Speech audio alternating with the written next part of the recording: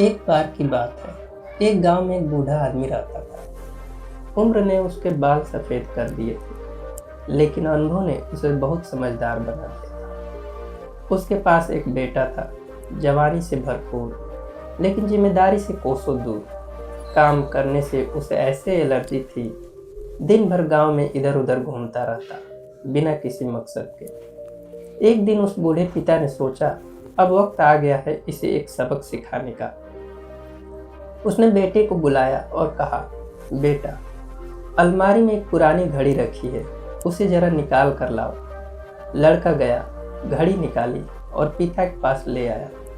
पिता बोले, अब इस घड़ी को लेकर बाजार जाओ और जितने लोग मिले सबसे इसकी कीमत पूछ कर आना। लड़का बाजार गया। किसी ने कहा 500, किसी ने 800, किसी ने 1000। सबकी राय अलग थी। वह वापस आया और बोला, पिताजी, सबने अलग अलग कीमत बताई। पिता मुस्कुराए, ठीक है बेटा, अब इसे वापस अलमारी में रख दो। अगले दिन फिर वही सिलसिला।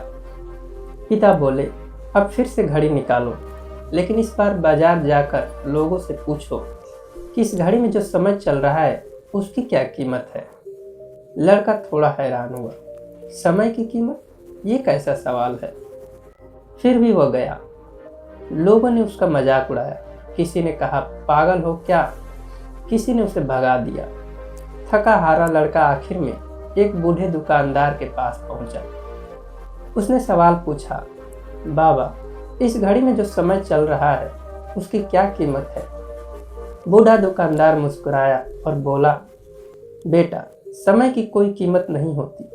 तुम करोड़ों रुपए खर्च कर दो, फिर भी अपनी जिंदगी का एक सेकंड वापस नहीं ला सकते। समय सबसे कीमती चीज है और सबसे बड़ी बात यह है कि ये तुम्हारे हाथ में है, तुम इसे कैसे बिताते हो। हर किसी के पास दिन में 24 घंटे होते हैं, अमीर के पास भी, गरीब के पास भी। फर्क बस इतना है कि कौन उस समय का क्या करता है। लड़के की आंखें खुल गई, जैसे किसी ने उसकी आत्मा को झकझोर दिया हो। वह दौड़ता हुआ अपने पिता के पास गया और सारी बात बताई। उस दिन के बाद उसकी जिंदगी बदल गई। दोस्तों, कहते हैं टाइम फ्री है लेकिन प्राइसलेस है। तुम इसे खरीद नहीं सकते, लेकिन इस्तेमाल कर सकते हो। रख नहीं सकते, लेकिन खर्च कर सकते हो।